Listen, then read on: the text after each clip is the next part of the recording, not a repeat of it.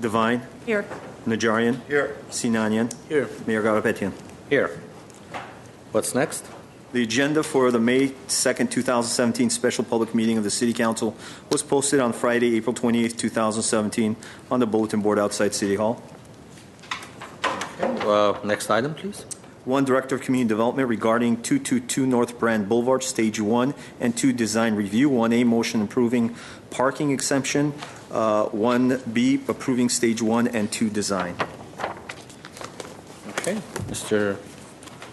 Yes, sir. While Present. our principal planner, Kristen Asp, gets the presentation ready, you'll see this is a rather unique property in the downtown, just immediately north of the entrance of the Alex Theater. And something of its uniqueness is also compounded by the fact that it's landlocked and has been vacant for a few years now. So the applicant has come forward with a proposed project that Kristen will outline for you now. Thank you, Scott. Good afternoon, Mr. Mayor, members of council.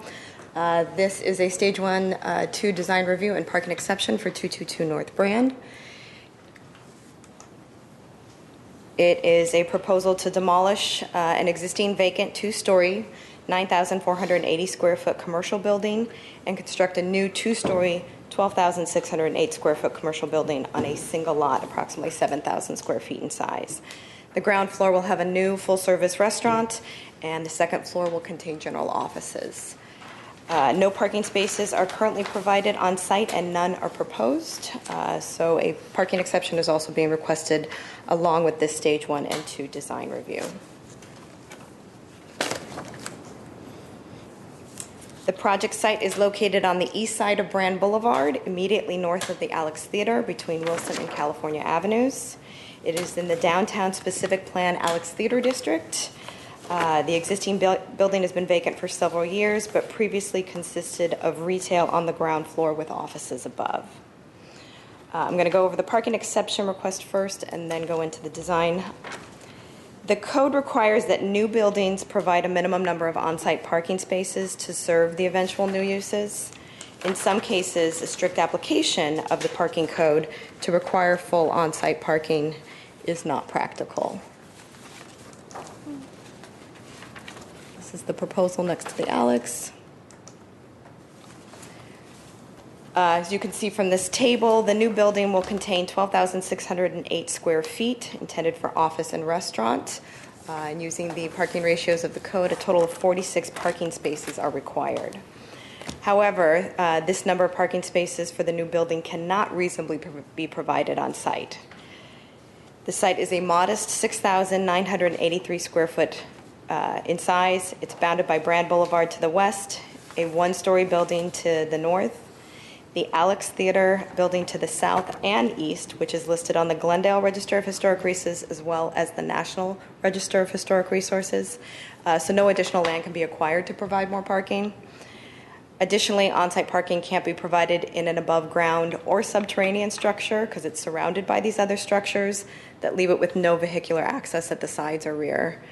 And even then, the site is not large enough to accommodate an underground garage, which even if feasible, would require access directly from Brand Boulevard, and such access would disrupt the pedestrian orientation and intimate scale of the traditional storefronts in this part of downtown and would be inconsistent with the DSP.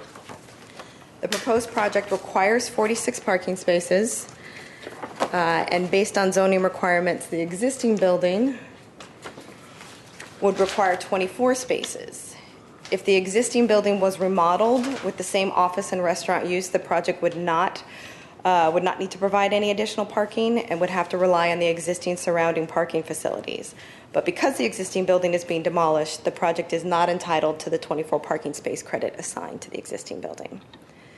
The project is located in downtown where there are numerous city-owned public parking structures that serve the needs of all businesses in the area. A parking study was prepared by JBA, and concluded that public lots 4, 15, and the Orange Street parking structure are best suited to provide parking for the project, containing a total of 693 parking spaces. And you can see those outlined on the image on your screen. The study also indicated or identified that the exchange parking structure at 101 North Brand is available for parking, bringing the total number of available spaces in close proximity to the project site at 2,819 off-street parking spaces, conservatively determining that ample parking opportunities exist in the vicinity to meet this project's parking requirement. Fulfillment of the goals of the DSP and available a variety of nearby parking options are the mitigating circumstances to ensure that a reduction in the number of parking spaces for the project will not be materially detrimental to the public welfare or injurious to the property and improvements in the vicinity. And this just outlines those findings I covered. So now I'm going to talk a little bit about the design, and then I'm going to call up the applicant and architect, Garo Nazarian from Domus Design, to go into a little more detail about it. Again, for context, this is located in the DSP Alex Theater District, which encourages entertainment activities, restaurants, small-scale retail businesses, and other pedestrian-oriented activities. New development must be sensitive to the landmark status of the Alex Theater and the traditional Old Town Main Street character of this section of Brand Boulevard. Aside from the theater, the areas surrounding the project contain mainly 1 and 2-story buildings with a mix of commercial uses, including entertainment, retail, and restaurant uses. The existing 2-story commercial building was built in 1922 and originally featured a cafeteria at the ground floor and apartments above. Building permit records in comparison with historic photographs indicate that the street facade has been altered considerably over the years, with its current appearance dating to a remodeling project in 1993. In 2006, the DSP Historic Resource Survey found that due to its altered condition, the property is not eligible for historic designation at the local, state, or federal level. No information has been presented subsequently to this survey that would change that finding and is therefore not considered a historic resource under CEQA. In terms of overall design, the new building's facade takes its historic neighbor into consideration in terms of its scale, proportions, and overall appearance, attempting to blend into the streetscape in order to allow the Alex to remain the focal point of the block.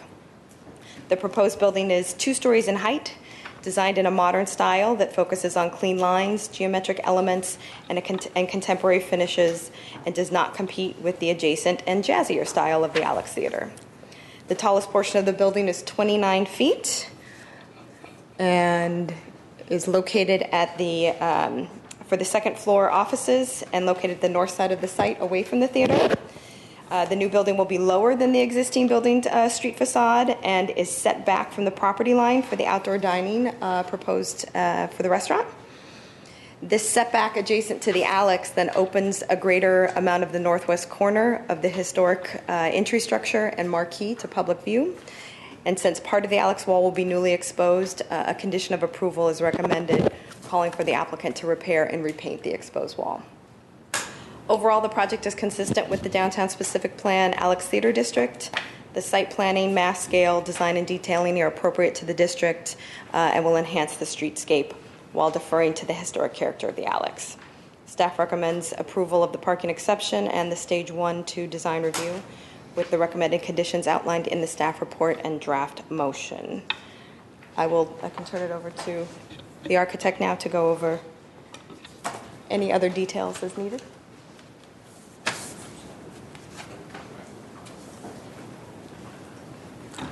Good afternoon, Mr. Mayor, council members. First, I want to congratulate our re-elected and newly elected council members and Mr. Mayor. Thank you. The project, as it has been presented, it's in the North Brand Boulevard. It's in the Alex Theater District. The project, the site itself, it's as it's mentioned in the beginning, it's a landlocked, and we cannot have any driveway or access to parking spaces from the Brand Boulevard because it's a pedestrian-friendly neighborhood. So there is no, and it's consistent with the surrounding properties, which they don't have any curb cut or driveway from the Brand Boulevard. And from the lot itself, it's surrounded by the adjacent buildings, majority in the south and the east by the Alex Theater, and the north another commercial 1-story building. For this site, originally we started to do remodeling. Maybe we did work about a year and a half with the building and the planning department for remodeling this building, but because of the situation and the conditions of the existing structure, it was not working. And for this maybe 5-6 years or even more, the building is vacant, which for me it's an eyesore for the North Brand area, specifically next to the Alex Theater. And a lot of people that they know that I'm working on this project, always they are telling me it's a shame to have this building sitting vacant with all the windows covered with the papers. And so I came with this design, which we tried not to bring a very overwhelmed building to, emphasize more than the Alex Theater. And looking to the design, I'm providing, on the second floor, a nice big glazing area, which doesn't give a solid, big, huge building wall. And in the ground floor, even if I do again glass folding doors, to have some outdoor dining area and then enclosed dining area. Of course, we cannot provide any parking space for this project. It's not feasible, it's not doable.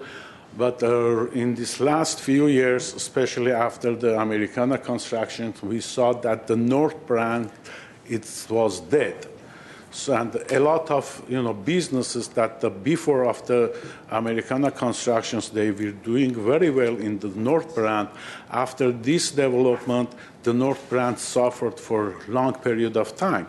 But now in this last year or 2 years, we see that again the North Brand, it's getting back to survive. And by bringing a project like this, and Brand Boulevard, it's a one major street, pedestrian friendly, and it's a goal of the general plan and the downtown specific plan to bring pedestrian life, pedestrian friendly project to the area, which with this design, I think that I reached to that goal. And the project is consistent with the general plan and the downtown specific plan at the Alex Theater District. The design, it's contemporary modern design with modern structural components. And this area, by study that we did, even we looked at it, really a nice restaurant, it will work nicely in this area. And we do have on-the-street parking spaces, which usually the restaurant customers, they are using on the street because they are coming lunchtime for quick lunch. I don't see any parking issue, and the parking study report, it shows that there is a lot of parking spaces available. And meantime that the parking study done, it was the time that the auto dealerships, they were parking in all around, even on the orange parking structure. It's not a permanent usage of the car dealership, the parkings, but when it's not, the availability jumps up much more. So the parking shouldn't be any issue. And just one thing that I mentioned, I want to add here, as Christine presented, or not, the setback issue, the sidewalk, I measured 15 feet, not 12 feet. On the report, it says 12 feet. It's a 15 feet. We tried the building next to the Alex Theater to set back 5 feet, to emphasize more the Alex Theater.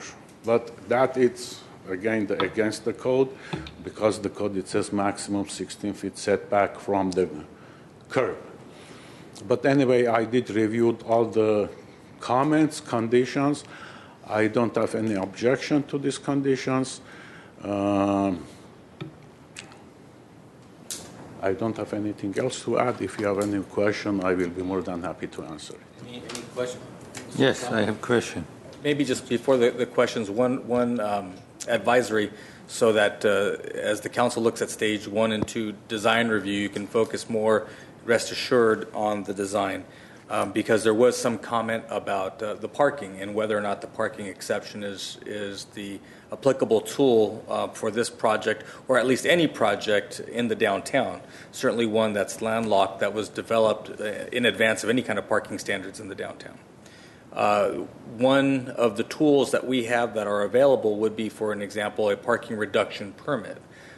But I would submit to you that a parking reduction permit isn't suitable unless the proposed project is contemplating that the intensity of the use would justify a reduction in parking from the standards. And with a restaurant on the ground floor and offices up above, I don't know that anyone is saying that anyone on staff would recommend to you that a parking reduction permit is the right way to go. By the same token, if you were to look at a parking in lieu fee, well, the in lieu fee is the opportunity for an applicant to pay for a portion of the parking to be placed off-site, and then the construction of the other half of the parking demand to be located on-site. But as you've heard with this particular property, where it's bounded by the Alex Theater on the east and on the south, and the Charles Billiards building on the north, there's no place to put any parking whatsoever. To the extent, again, that it was developed and was subdivided and developed at a point where there were no parking standards, and in the downtown where you have created as an economic development tool this opportunity for a parking exception, we believe and feel very comfortable that a parking exception is the right mechanism to allow for the redevelopment of this parcel that has sat vacant for some time. Hopefully that gives you some easing of your mind as you were thinking of how the parking works, again, in a downtown environment where we have built parking all around it in this downtown district, where you have a shared parking concept for a lot of the little storefronts that line North and Mid Brand. That we believe is suitable for this location. The design is something that I think the council, certainly we would ask you to weigh in on. Okay, so I need an explanation, if I may, Mr. Mayor. Please go ahead. I need an explanation. I thought the in lieu fee is designed like an impact fee, where that fee would go towards the building of new parking structures in the area or in the city.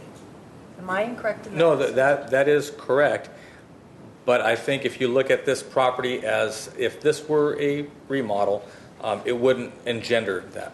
But this is not a remodel. This is new construction. To the extent that the pro forma for this project is probably in the neighborhood of $2.5 to $3 million, the parking that would have to be the cost for the parking to be paid for would probably be about half that amount. So if that's the case, then nobody would ever do any kind of project, certainly of this small size. We're talking about a 12,000 square foot building at this point in time. So I think the point to the council, the policy that you get to make is, what are your policy goals? If the idea is to reuse a building, a storefront, or craft a new building or storefront on Mid-Brand, there would be trade-offs. In the old days of redevelopment, this would ultimately be a redevelopment project. Somebody would pay for that. There is no more redevelopment. But that doesn't change the fact that the project or that the property exists in the old redevelopment district, the historic parking district as it is today. So if you feel that no, everyone should pay their fair share, that's the sentiment, as you would define that fair share, then I would submit to you that this project, or any project, probably doesn't come to fruition because nobody would, no rational actor, I think, would spend a third of a project budget on the parking for a 12,000 square foot store. It wouldn't generate enough revenue. Just to clarify, we have a menu of parking solutions, if you will. The in lieu fee is at the applicant's option, so it's not really an impact fee. It works like, when we get the revenue, it works like an impact fee. But we have these different tools, the parking exception, which has findings that are really tailored to the downtown, where you have development that took place in the early part of the last century, and those tools are designed for just this purpose. One of the things that we didn't talk about, and reason why this is not a remodel, is because of the way that they were taking their access off-site, their second access point. It was out the back of this building, through a tunnel under the property that is just to the north, and then they would step onto an easement that was owned by the property to the north of that. A few years back, 5 years or so, that easement expired and the property owner would not renew it. So this building really doesn't have enough access by code. So again, that parking, we believe that parking exception is the appropriate tool to use to encourage this building to be able to be used again. A parking reduction permit is something that would be more tailored to outside of the downtown where other conditions exist. The in lieu, probably for an even bigger project that could afford to pay that, and that money would then be used to provide additional parking. What do you estimate this in lieu fee would be for this structure, for this building? Well, it's at $26,000 a square foot. It's probably, that's $1.2 million. I think you can do up to half with new.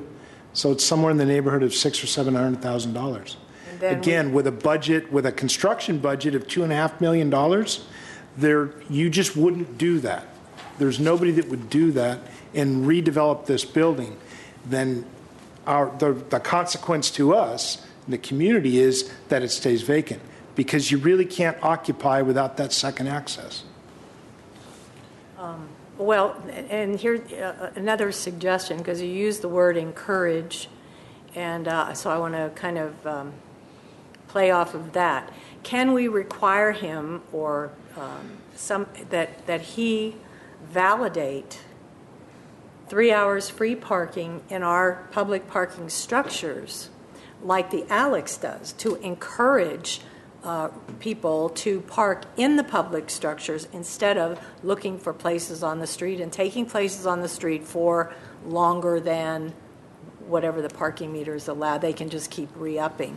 But offer them free. Can we require, that's what I would like to see. I would like to either see that in lieu fee or something that reimburses the city for parking or tries to encourage people to park in our public structures. And that would be by way of a validation. By virtue of not having any parking, they're forced to park in one of our public parking facilities. No, he just said that they could park on the streets and they look for parking on the streets. What I'm saying is if he validates, then they are going to use our parking structures. Well, if I may add to that is, if you park on the street, what is it, $1.50 an hour? We have 90 minutes free parking in our structure. So I never park on the street because I can never come back and put on time and put money in the meter. So there's 90 minutes free parking, and for lunch or a dinner, it's more than enough. And then after that, they will pay $2 or $3 or $4 if they go over that. So my intention was that the short-term parking, if they come, they want to stop just for half hour, 45 minutes, the quick lunch, they can park in the street. But usually, if it's a longer, if I have a free parking across the street, why I should pay? Are you only serving lunch? No, lunch and dinner. But usually, but the long term, because when I go to places like this, I always try to park in a parking structure, not a street metered, because if it takes longer than what is my plan to stay there, I come back, I see a ticket on my car. So always I prefer to park in the parking structure. I pay the fee with no risk of getting ticketed. Well, that's what you do, but we have a lot of people coming into our city that maybe will not do that.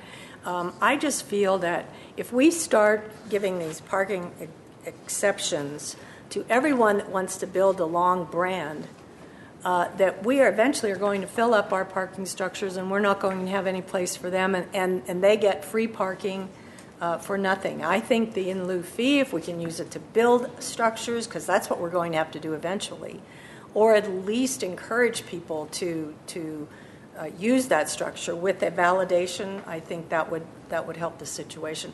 By the way, I like the architecture. I'm all in favor of that. I think it's a great building. I think it's compatible with Eden on brand. How many people can you serve in that restaurant at one time? I didn't The calculate capacity? it exactly. I Yeah. didn't design Yeah, the see, kitchen that's- yet, but about 100. Yeah, see, that's 100 parking, it could be, that many parking But that spaces. is the maximum occupancy for the building, which it will be 105. So I'm all in favor of the architecture. I think it's a, I But the think it's, parking study that it has been done, it shows 2,800 parking spaces available. And with a small business like this, it won't never occupy that spaces. I think that is the calculation of the parking demand. The 26 spaces Right, is ultimately what we're looking at. The problem with in lieu is that mechanically in lieu doesn't work for us because under in lieu he's supposed to provide, I think, 50% of the spaces on site. He physically cannot, No. even if he only built if he built a parking lot in the back of his property, you couldn't get to it. Right. And so you really couldn't apply in lieu. I fully appreciate your point. And I guess I would ask the city attorney: is the conditioning of the validation of parking, is that something that we could do, understanding that our parking rates are so relatively inexpensive that the folks who are going to park on the street, I would venture a guess, are going to park on the street knowing that 90 minutes is free, and the next amount of time, I mean, maybe I'll pay the $3 or the $3.50 if I want to have the convenience of getting out of my car and stepping off the curb versus going into one of the parking structures. Could we do it as a practice? That's one thing. The effectiveness might be something else, but I don't know if we can we require that? That's a type of condition that we can impose. What we look for with the conditioning is what is the problem that we're conditioning to cure. And so what we'd be looking at is whether or not there in fact is a parking problem that's being generated by the use proposed.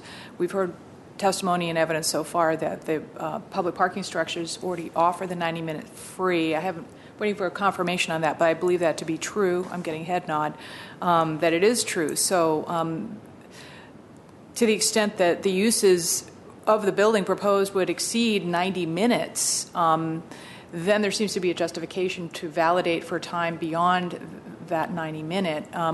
Other than that, I'm a little bit hard-pressed with the evidence that I see in the record so far to say that there'd be a lot of justification for imposing that type of condition at this point, although that's something that we could do with evidence to support it. and I think I'm just kind of looking also to the future. I mean, this is not going to be probably not the only demolition and reconstruction on brand. And if we keep doing this, eventually we are going to have even more of an issue than we have now. But really, I want to bring to your attention, this property, really, it's a unique property. You know, there are other properties that they have, even the pedestrian second exit from back of the property. This property, really, it's a unique property. It's a landlocked, and as Scott Ochoa mentioned, the exit easement expired a few years ago. It's a unique situation. But you take in consideration, by bringing a nice business here, that it will generate a revenue for the city too. Instead of having 7 years, 8 years vacant building, by the construction, the property value jumps up, the property tax goes up, and the business will create sales tax for the city. It's in the benefit of the city to have this building instead of the vacant building for another 5-6 years. Okay. Any questions from the designer or architect? I have a few. Nigeria? I like the design, but part of what Member Devine is saying rings true with me out of fairness. They're expanding the building from 9,000 square feet to 12,000 square feet. I think the parking garages in and around the area are just getting overloaded. I mean, I looked at the parking study that John O'Bagdanian did. They're relying on, I think, a 2011 study. I mean, things have changed since 2011. The Laemmle Theater got their parking exemptions, and the Hyatt Hotel got their parking exemptions. And we keep looking to these municipal garages as though they're going to have an endless supply of parking, which they don't. I understand what Mr. Ochoa is saying, but I think that I would like to see the applicant pay something towards the parking fund. Mr. Najarian, I want to bring to your attention the parking study is done in 2016, not 11. I know, no, excuse me, but he's referring to it. It refers back to the original study, the downtown that Nelson Nygaard did, and all those numbers are just blown open. Although there's 2,800, I mean, it's almost unfair to tell us that there's 2,800 parking spaces available. Well, if a nuclear bomb hit Glendale and that only this building was standing, yeah, there'd be 2,800 spaces available. But it's not. There's incredible growth going on. I don't want to lose this business, but that's something that I'm considering. My other question is, there's no loading dock or anything. So when they bring in their fresh fruits and their fish and all that, they're going to park in front of the Alex Theater and unload it into the restaurant? This is an issue that we discussed, that all these deliveries should be done early morning, before business hours. Early morning they have to do all these activities. Okay. Because I'm telling you, it's a unique law. I There is no understand that. other option. I understand. Next point is, during the construction phase, since there's no access from the back, it's all going to be going on right on Brand, right in front of the Alex Theater. Phil, have you thought about that, or historical Alex Theater? How can we phase this? How can we be assured that, assuming we say give them the green light, that a construction site is a construction site? Hammering, noise, dust, cement, workers, catcalls at the ladies across the street, food wrappers, and diesel fumes and vibrations. You could have Mozart playing in the Alex, our fine youth orchestra, and you got the jackhammer going. So I think because this is a special location next to the Alex, I think this deserves some extra special attention in terms of how this construction will be conducted. Certainly, I think the construction mitigation plan would take all that into account. The good news is that we're not doing anything subterranean, right? We aren't building a podium-style garage. So a lot of the most significant nuisance conditions that we all deal with driving through downtown at any number of projects would not be realized here. And to the extent that it is the framing and ultimately the finishing, the construction should go rather quickly, rather quietly. But to the extent that you have very sensitive neighbors to the south in the person of Alex Theater, certainly all of that would go into the construction mitigation plan. Okay, let me add one more thing. Something, excuse me, just it will help you to answer your question. And we did study the structure of the building, the foundation of the building. The beauty, we are not going to jackhammer the footings and put in new footings because my structural engineer evaluated the footings. We are going to build on top of the existing footings. No jackhammers. No jackhammer. How about saws? You can have saws? Well, it will be some. There is There'll be noise. The point is noise. When I said jackhammer, I am not removing the when I said existing- jackhammer, I meant that was a description of Again, general that is a construction. positive point that foundation is there. Okay. Now, the other thing is, what if there's a fire in the front of this building? There's no exit out the back. How do we deal with The that? building has two exits. On the south side of the building, looking to the plans, there is a rated corridor from the second floor that comes down to. It's designed by the building code. Two exits. It's been provided. Where does it exit? Out to the exterior? If you go to the second floor plan, A2, drawing there's a A2. rated corridor that it brings to the south of the building, exiting. So, on the The south. second floor has but those are behind stairway doors. access from north and south side Okay, of the building. second floor. Mr. They Najarian, exit from the same side, if you- both of them. if you look to the screen here, there's exiting here To where? That is the main that will lobby. come down from the second floor down To the front? to the front and out to Brand. and then there's a second corridor here that's on the first floor. And this So really that's is what I said, why. if there's a fire in the front of the building, there's no exits in the back, I see. right? I mean, I'm not a fire engineer. No, the building code, it says. Is the it two safe? exits- It is safe, it's by the building code. The building code, fire code, it says the two exits should be separated by 1/3 of the building Distance. diagonal, and the distance is being provided. No, it's a design Under by the rated building quarters, code. It's all Yeah, these this is by safety code, issues. right? Yeah, it's by code. By code, yeah. And this again, is, I have to go back to the building department to pull permit. If it is not by the code, they won't issue the I'm permit. just telling you, that This looks is- a little scary to me, with no exits at all in the back. yeah, this is one of the reasons why this whole building is being redone, because what it ended somewhere right in here before, and then you would exit out this way, and that's no longer available. Why didn't Alex buy this building, by the way, to square off that The- whole The area? Alex No, had I'm plan- serious. I mean, the Alex has that I think courtyard. they are not interested, or they. Was it can't- expensive? They can't afford it, maybe, because. How much was I it? remember, I don't know the numbers. Mr. Najarian, they but I know had that- plans to purchase this, actually to put office in and catering. Some of the things that you heard in the report that they lack in reception space and what have you. One of the ideas was to buy this, you could go in right around Yeah. here and go into the courtyard. They just did not have the money to do it at this time. Well, I like the design, Thank you. and I'll stick to my other comments.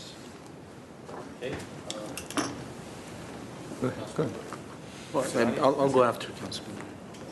I just want to understand, you said there are setback in, I see 2 feet on one side and maybe 5.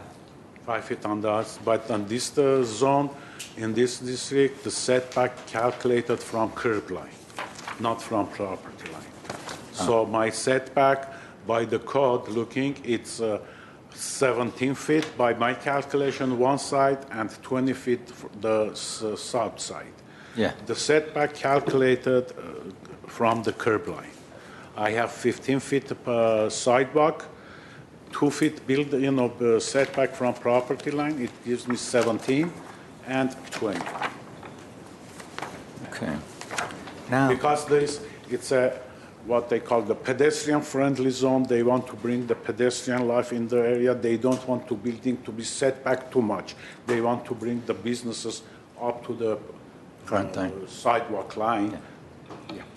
okay, why they didn't remodel the building? Your explanation Because that second exit that Mr. Okay, 4-5. explained, there is, for the existing building, we have to provide the second exit. It was there from the back through an easement. Easement expired, so we cannot use anymore that exit, and we cannot provide that second exit as it designed in this new one to bring to the existing situation. I have to tear down the entire building. I see. So the building did not change much, so the reason is who had the easement? This property owner? This property had easement from the adjacent property through underground tunnel, from this property, backyard under tunnel, going back to the next property, exiting in a parking lot. Because you're not adding much. 2,768 square foot is added to in relation to older one is just a minor. And we had to demolish this building because we couldn't get any occupancy for this building Right. because expiration of the exit easement. I want to ask. So the tearing down, demolishing the building is not caused because to make a bigger building, we had to, Right. if we want to occupy the building. This parking study is done by the city? I mean, we asked or they did it? I mean, the It's done by, property owners? it's done by a private company. No, I know, but, They contracted that company. I mean, the owner of the building. That is contract. correct, and then our staff reviewed it. Parking study, City of Glendale, California, it says on it. As if I was reading, I thought the city ordered this, the way it has been written here anyway. Now, about this public parking structure, I want to say something about it, that you were worried maybe we have to validate the ticket. I mean, if we want to make more money, we don't have to validate the ticket for 3 hours, because after 1.5 hours, they will pay for it. So I'd rather see that they are not able to validate for 3 hours like library, because after 1.5 hours, they go back to their car and they have to pay for it. So I think that's better, in my opinion. And one more issue is, it just happened, I have to say it such that I'm not creating problem for myself, Mr. City Attorney. 5 years ago, there was a furniture store on the lower level. It was antique store Antique for store, few months. right. For a few months. Maybe Here, for I 6-7 months. Right. And I had to provide a commercial for that antique store or furniture store. It was very expensive furniture down there anyway. Even that expensive furniture store couldn't stay. Yeah. But however, Because this is not a location for that kind of right. business. But however, what I want to say is I've been inside that building at the time, whether 5 or 7 years ago, and this building was in horrible shape. The floor was caved in, out. It's as if there's a tree underneath it that forced it to push it higher, and some places went lower. And that was one of the problems that the tenant had with this building. But when you would walk in, you had to be very careful not to fall.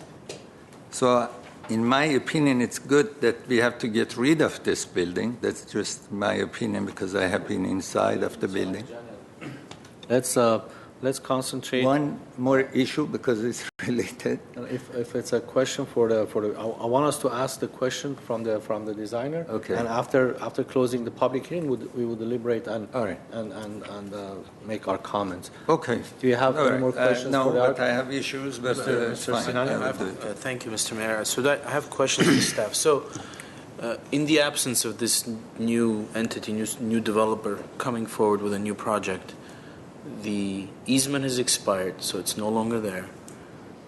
What would happen to this property had someone been operating a business there in terms of parking requirements? Would they And all the of a easement sudden- didn't expire? No, the easement expires. So they're there, they're operating, and then the easement expires, and all of a sudden, would they? I believe they would lose their occupancy because they wouldn't have the second access. I'm going to look. Yeah, a number of options could have happened. They could have, contested privately with the prior owner of the easement that they had some sort of easement. What do you call it? Prescriptive easement. Prescriptive easement. I'm asking you vis-a-vis the city. Right. Then either their occupancy expires, or then that owner would have had to come in and get either parking exception permit or parking use permit to continue the use. Okay. It depends on what their use was and what they would need to do to continue operating. Okay. And the only difference would be that the requirement would be for a 9,000 square foot property as opposed to 12,000 square foot. But one thing, if I'm not mistaken, if the building, even if we keep it right now as it is, somehow, if we provide that second exit, the building can operate with no parking. It's grandfathered. Correct? Yeah. So that's the answer. The building would be grandfathered without a parking requirement. Life safety issues notwithstanding, correct? Notwithstanding life safety issues. And I would. And the main issue in front of us, or at least the first issue, is the parking requirement, right? Correct. Not the life safety, because this project, this model, takes care of the life safety issues. Yes, sir. Okay. That was my question. Thank you, Mr. Mayor. Any more questions from the designer? Okay, thank you, sir. Thank you. We'll close the public hearing, and now we're ready to make our comments. Who wants to? I'll make my comments, Mr. Mayor, if I may. So, the downtown is the downtown. I mean, we constantly talk about the fact that we want a vibrant downtown, that we want restaurants there, we want activity, and at the same time, we're faced with the fact that the physical aspects of downtown, the circumstances are what they are. You can't, that the small space, we can't expect them to dig down and create underground parking. The other parking that's around these buildings is limited. We have what we have, not more, not less. And because of that reason, I believe in downtown we've made these kinds of exceptions on numerous occasions. And it seems like the bigger the project, the more willing we've been to give an exception without charging them in lieu money and forcing them to, do all kinds of things for us. Had this business continued operating, even in the absence of that easement, they would be grandfathered in, and as far as parking would be concerned, there'd be no requirement. I mean, all we're getting now is a better building, a new building that has no more safety issues. And finally, this space is not going to be vacant next to one of the landmarks in the city of Glendale. I think it's a win-win for everyone. It's a win for the city. So I support staff recommendation, and I'm going to vote for it. All right. So, John? I was about to say that I will be glad to see that old building to go, because I know it's in very bad condition, so it's better to have such a nice building. I guess two of my colleagues, they had this concern that if we do this and say there is exception or reduction or whatever the name is, then will be precedent for the other buildings. And it doesn't make sense also, on the other hand, that small buildings such as this to come forward and pay like $600,000. We ask them to pay $600,000 for a building which is such a small building. That's not the right solution either.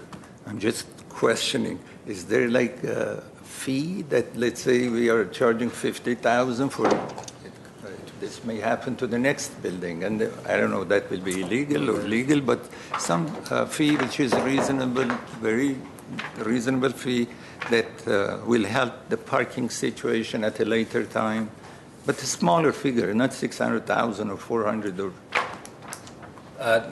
No, sir, I don't think there is. To the extent that those types of fees, we have to expend them in a certain amount of time. So if you were picking up the value of one parking space at a time and couldn't expend it within the requisite window, you ultimately would surrender those dollars.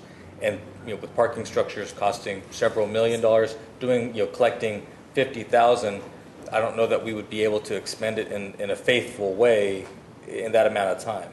And I think that kind of speaks to the in lieu fee that we have on the books today is for 50% of that parking demand. It usually gets applied to larger projects. And so to the extent that we have to go by what's on the books, we don't have anything like that on the books today.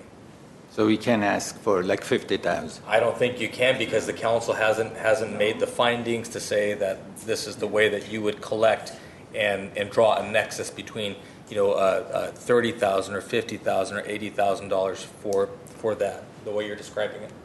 I would just add, members of council, that any fee imposed is treated as an exaction by the court, so you have to be able to identify the nexus between the project and the project's impacts and that fee, and then also a proportionality between the amount of the fee that you're charging and its impact. And we don't have anything like that. As Mr. Lansdowne explained, the in lieu program is just that. It's in lieu of complying with your code requirement, or partially complying with your code requirement. So that's something that the applicant is choosing as opposed to being imposed upon him or her. So for that reason, we wouldn't be able to articulate here today any basis for a fee to be charged to mitigate any impact. Okay, thank you. Okay, first I want to say, number one, I am all for, building up the downtown for new construction, for better restaurants and other development in that area. I just feel we're on a slippery slope right here. I just think that giving this parking exception for, how many is it? Almost 50 parking spaces? 46. 46, almost 50. And then the next developer comes in and wants an exemption, and before we know it, we're going to have 3,000 parking exemption, spaces that are just, well, they're out there in the garages, but I'm not quite sure. I think we have to come up with some way to encourage, and I wanted to let Councilmember Agajanian know that I'm not trying to make money for the city. It was to encourage those people that go to that restaurant to park in the structures and not on the street. So, so that we at least keep the parking spaces on our streets at least available to those who just want to go in and out or visit the buildings in the area. So I'm going to vote approving the construction because I do like the building, but I am not going to vote in favor of the parking exemption. Okay. Councilmember John. Well, this is really tough because I think this is a good fit, this building with the restaurant. I do like the design. But are you telling us there's no way to get some sort of in lieu at all? You're telling me I have to either, if what you're telling me is that I either have to give the full exemption or I have to not give the exemption, that's what you're telling me. Then I have to say no exemption. But if you're telling me there's some in-between ground which somehow compensates the city and for equity purposes, which this landlord now is getting a 30% larger building without having to spend one other nickel on parking, which is different than anyone else in this block that decides to tear down their building and put up a new building. I don't think that's fair. I don't think that's fair to the city, and I think that's overly generous to the landlord. But if you're telling me it's got to be a red light or green light, I've got to say red light. If you tell me there's something in between, I'm happy to discuss it, not in the $600,000 range, something that would set a precedent for us to permit parking on larger renovations or new constructions. I'm all ears. I'm ready to sit down and discuss something that's fair to both sides. But if what you're telling me is red light or green light, I've got to say red light. Well, to the extent, I don't think this is much of a negotiation, right? Because as City Attorney indicates, the way that the court is going to review it is there a nexus that you can point to? And either it's this or it's that. And if we don't have a study for such a vehicle to allow for the council to look at a project and say, well, no, I think it's 2 spaces or 3 spaces or 4 spaces or whatever the case might be, then I would tell you then that it's red light, to use your parlance. Again, I think to the extent that this is, there are competing policy priorities for the council. Economic development of a property that has sat fallow for a number of years, or the creation of new, or the allowance for a parking demand that is not there today, but which was there previously. It's just that this property has sat vacant for some time. It did have a tenancy previously. You're allowing for an expansion of that tenancy that will result in property tax revenue to the city, sales tax revenue to the city, presumably utility tax to the city, and also generate economic activity around it, hence the economic development angle. And at this point, you really do have the beautiful part of your job is that you get to balance all of those policy priorities against one another. Well, I'm going to make an amendment or make a motion that we come back with some amount, we provide some sort of nexus to the project, and as we all know, once we make a decision, we're quasi-judicial at this point, that all we need is the wisp of, what's the standard on a writ? Well, it's more than substantial evidence on a exaction.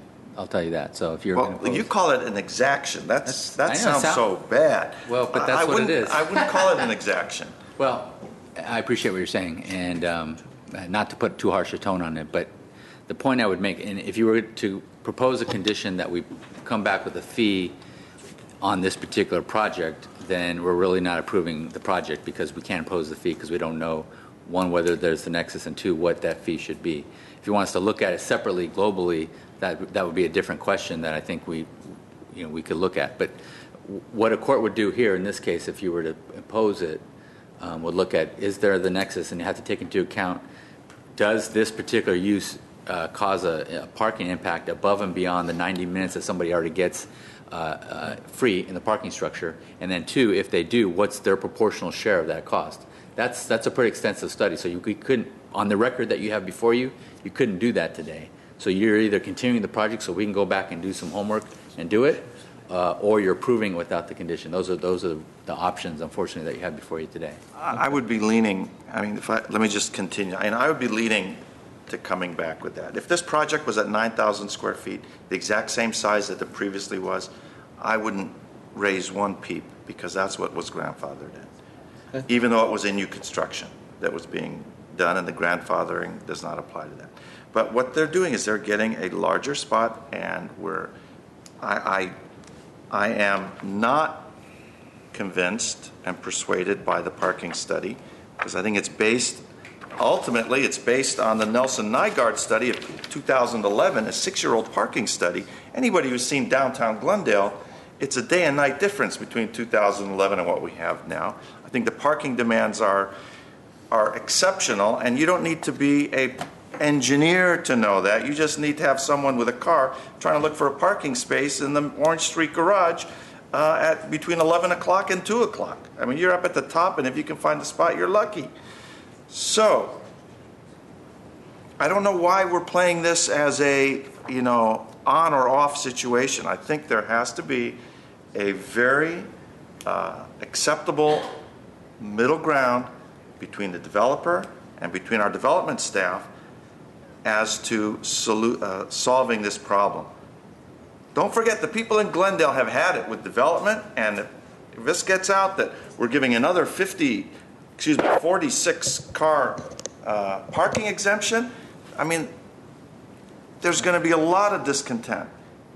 I would only submit to you that to the extent that, as you point out, this building exists today and has a parking demand that would otherwise be grandfathered in, and it's the creation of 3,000 square feet, which the parking demand that is incumbent upon a 3,000 square foot addition, I don't think is that which breaks the camel's back.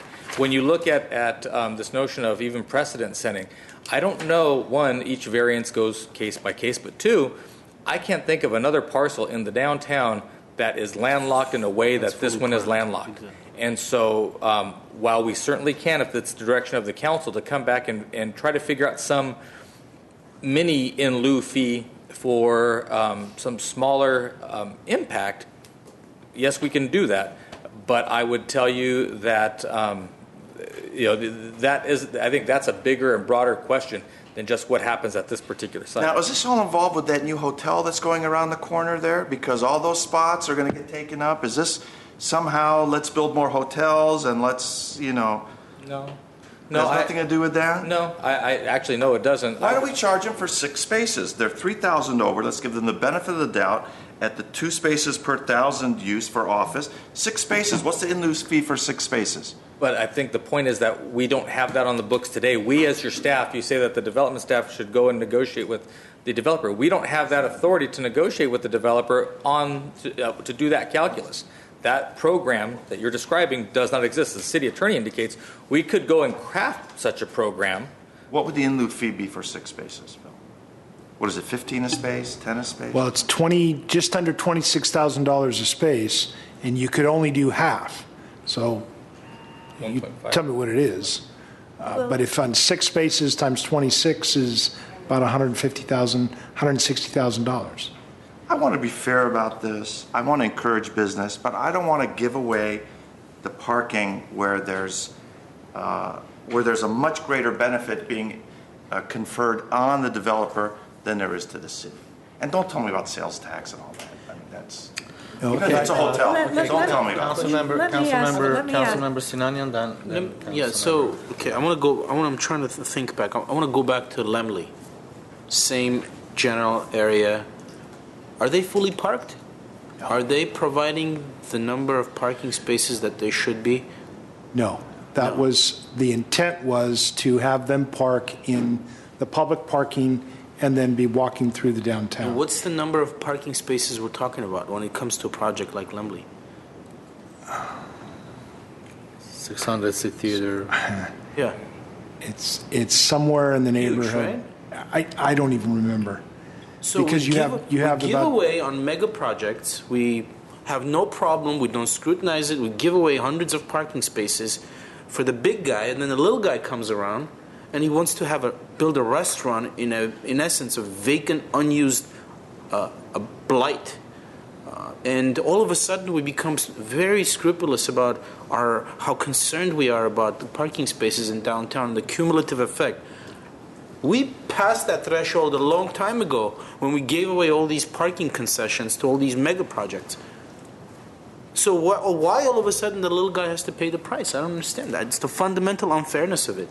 And the impact on the availability of parking space in downtown Glendale as a result of this project is going to be from negligent to non-existent. Because this building already has the exemption, so it was never parked. Assuming when it was functional, people came to this business, came to this property, and there was no parking for them, right? So they used downtown parking, just general parking. So that's just going to continue with the exception of an additional 3,000 square feet. That's my problem. What happens to fairness? Why the little guy? Why do we pick on the little guy? That's my question, Mr. Mayor. My question is, then what good is 30.32.172, the downtown specific plan, off-street parking requirements? What good is this section? If we're not going to enforce it. If we're not going to enforce it, That's what good is it? We might as well just kind of. Well, respectfully, I think that's why the council is in the position to make exceptions. Is this particular property worthy of that parking exception? You have, outside of the downtown district, you have the right as a policymaking body to grant a variance for extraordinary circumstances. There's nothing wrong with that. Sometimes it gets characterized as a four-letter word, but make no mistake, there's nothing wrong with it. You make policy.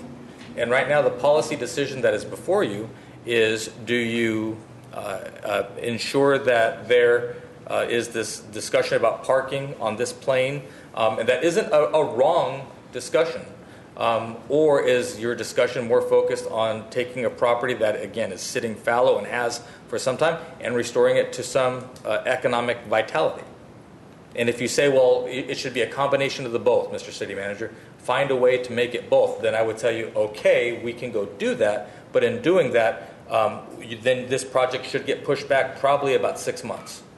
And then presume that the developer or the proponent still wants to come forward with that same project, that they haven't changed their mind, that circumstances haven't changed.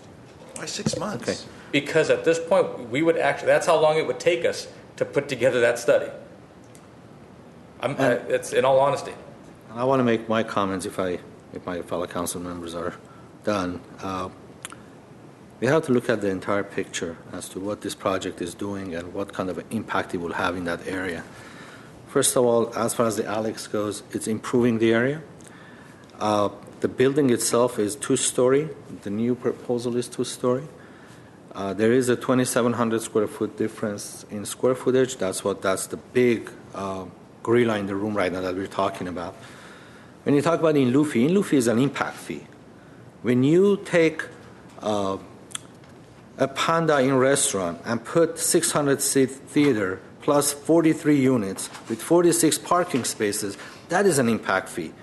That project deserves to have an impact fee, an in lieu fee on that. That's a project that impacts that area heavily and negatively if it doesn't have enough parking spaces. But based on the same parking study, that project was exempt from paying any fees, the 2011 parking study. You have Americana built, not Americana, there are 4 restaurants built across the street from Americana.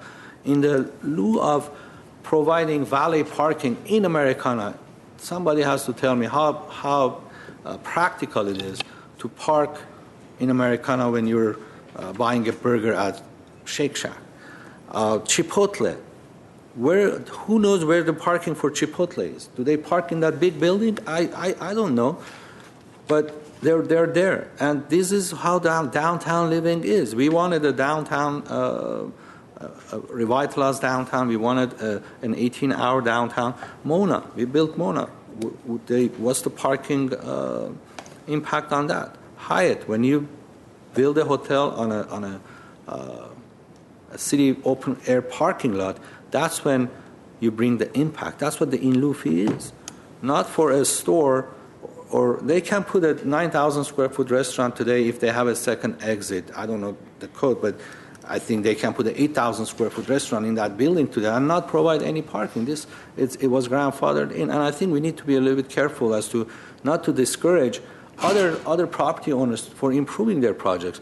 There is a bookstore across the street that is being turned into a tavern or a restaurant, if I'm not mistaken. Where is the parking for that? Are we going to stop them or ask them to pay in lieu fee as well? I mean, we have to be.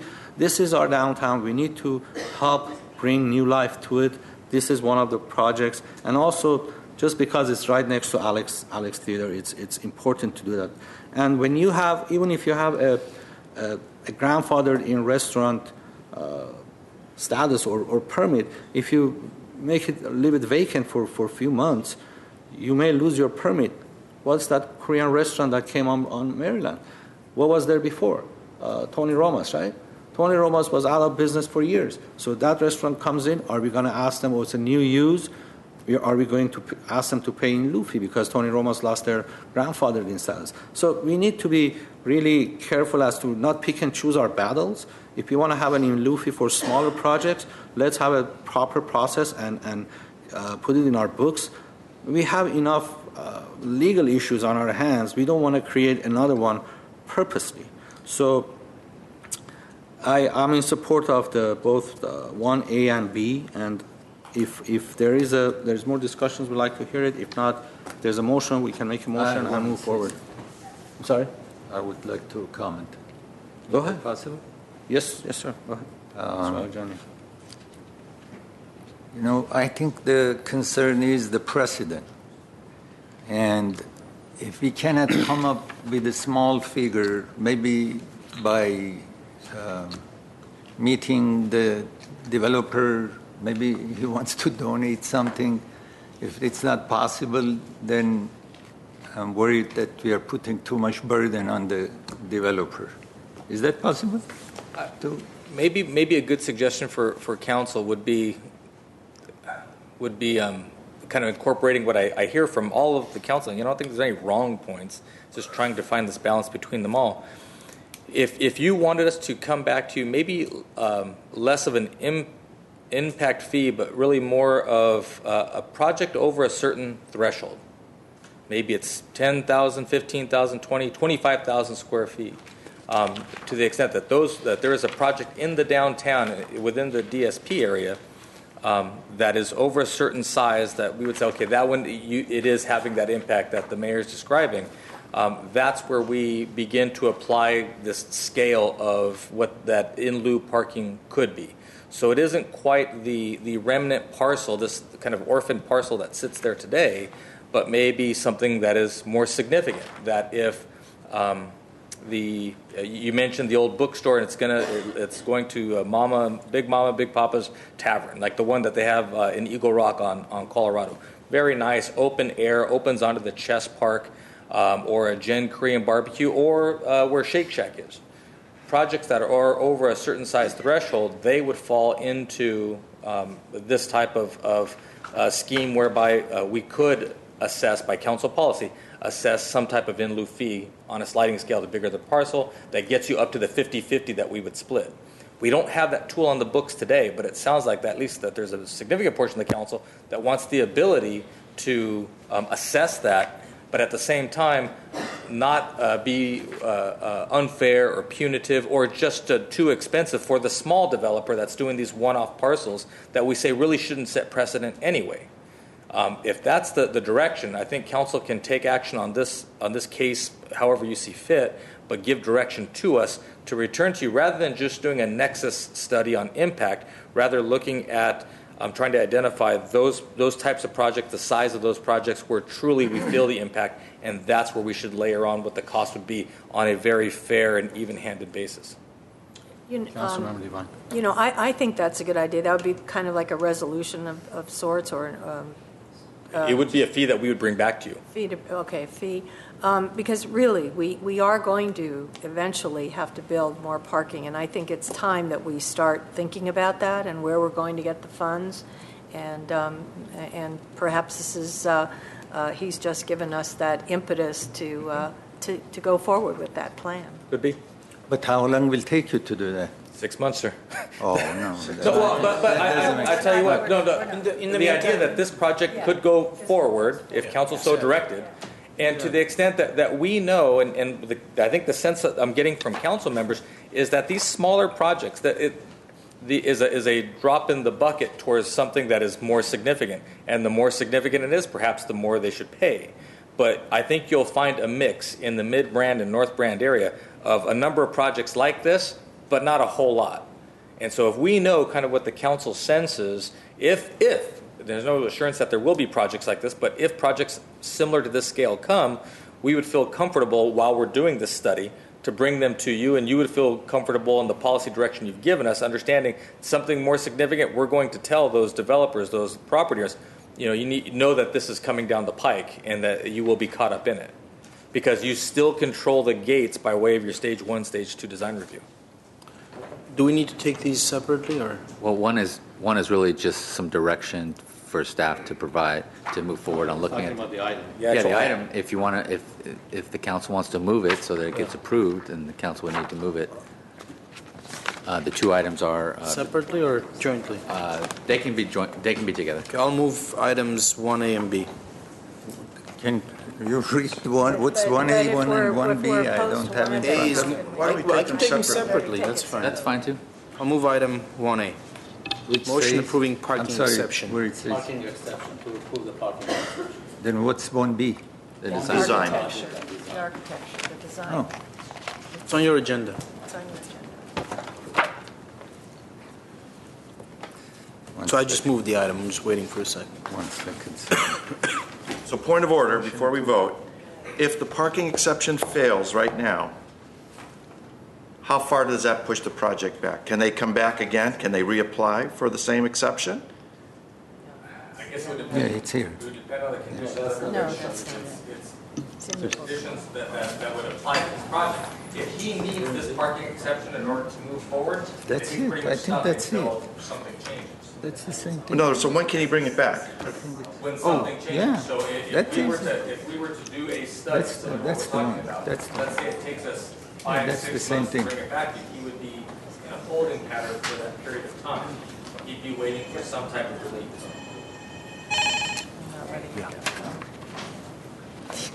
No, but still I'm confused. What's the solution now?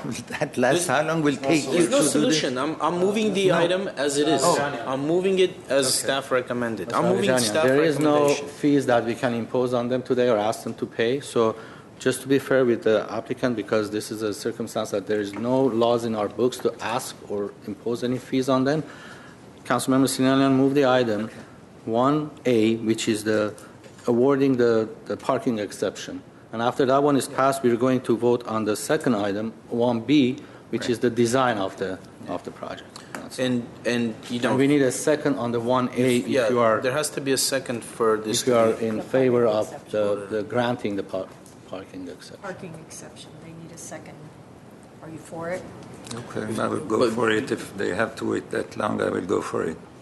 Okay, so there's a, I second. Okay. Okay, we have a motion and a second. roll call, please. Councilmember Agajanian, I mean, Yes. I go ahead with it, yes.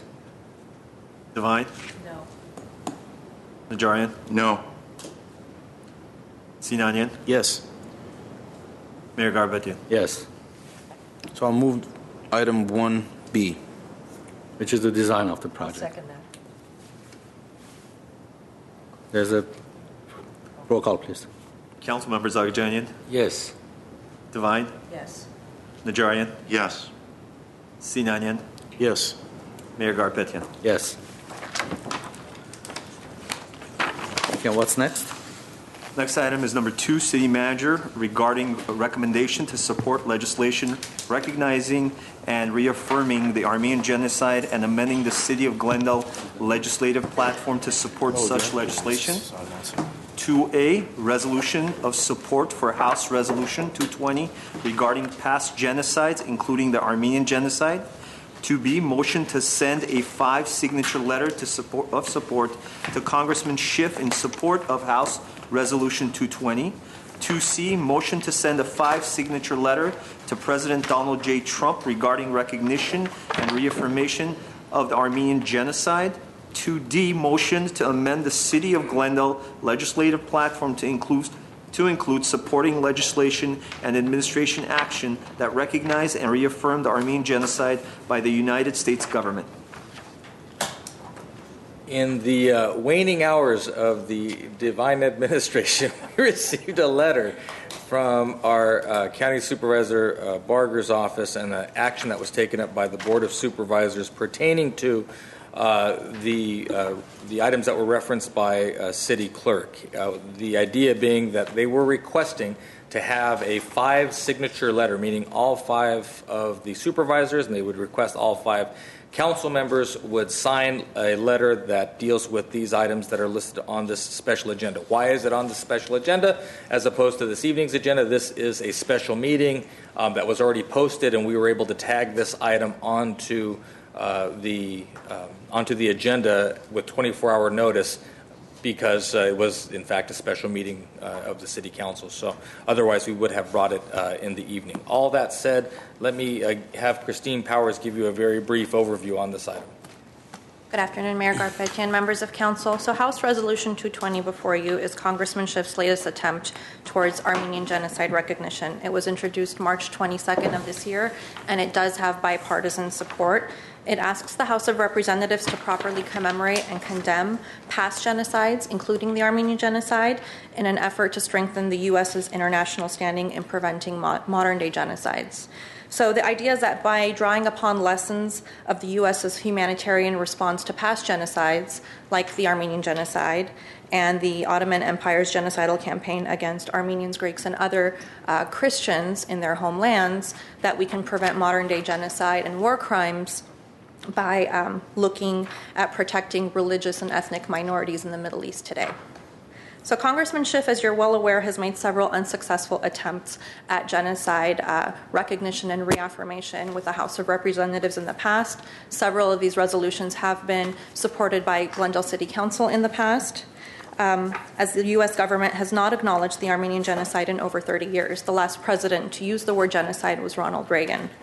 This resolution has removed some of the language, any language, honestly, about Turkey, and it references the Ottoman Empire, and it includes a broader range of genocides, and this is to appeal to representatives in other parts of the country who may not be attuned to the history of the Armenians and the Armenian genocide. So should council wish to support this resolution, staff can send a letter signed by all 5 council members to Representative Schiff supporting his House Resolution 220. And upon further direction by council, staff can send another letter signed by all 5 council members to Donald Trump, urging him to recognize and reaffirm the genocide. Another motion before you today is to put this on the legislative agenda, the legislative priority list for council members, so that in the future, should there be any sort of legislation on the state or federal level, that staff, with your permission, can take direct action. Now, keep in mind that that would mean that the signature would be the mayor's signature. If in the future you do want letters signed by all 5 council members, then that would come back to the council on an agenda. That concludes my report. If there's any questions. Any questions? Just move. Can we move them jointly? I just want to say that when I saw this letter from the supervisor, it was the resolution or act was written, or the letter was written by Supervisor Solis and Supervisor Barger.